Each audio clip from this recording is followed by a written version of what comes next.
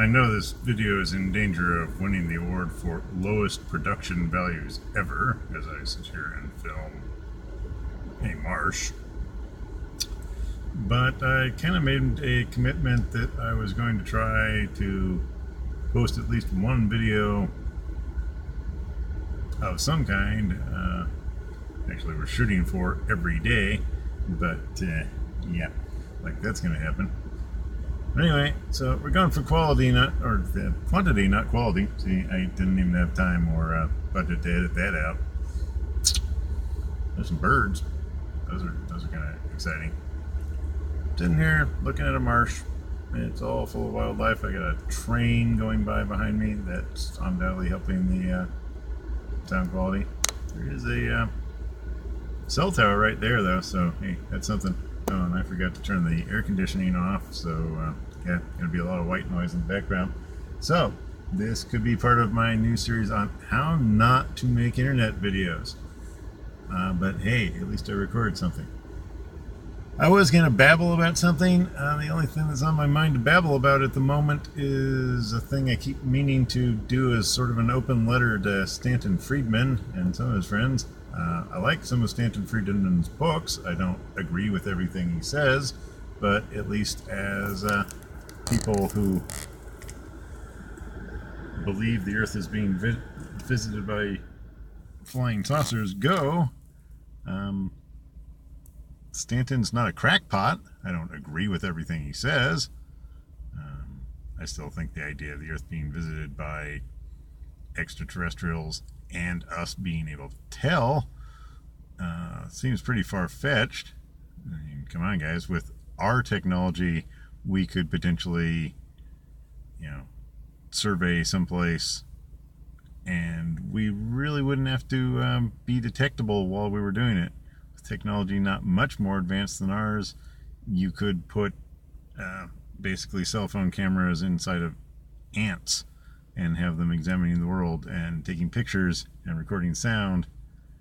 And how would the primitive civilization that you were keeping tabs on ever know that you were doing that? Unless they go around examining ants. Probably want to put a self-destruct thing inside of all your ants too. What else though? Oh, Stanton goes on at some length about how we, it would be this huge shock to the imagination and the ego and the worldview of human beings if we were suddenly told, hey, you have neighbors who are so technologically and militarily powerful that you are insignificant by comparison. I'd submit the only country in the world that's really going to find that a huge shock is the United States.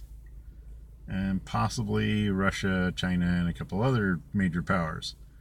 For a country like, not picking on anybody, but let's go with Senegal or, Madagascar, being told you have neighbors,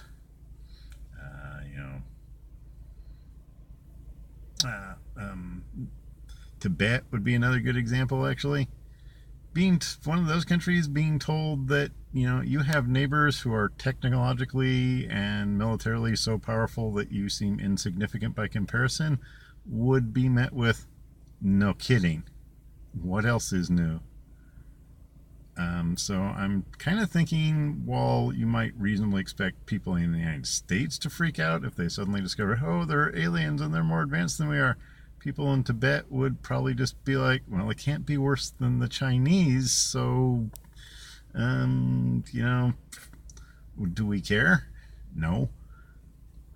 So, maybe for all those Americans out there watching this, for all you know, the aliens actually spend a lot of their time communicating with people in Senegal and Tibet because those people don't freak out when aliens show up because they're like, oh, hey, somebody who's more technologically advanced than we are.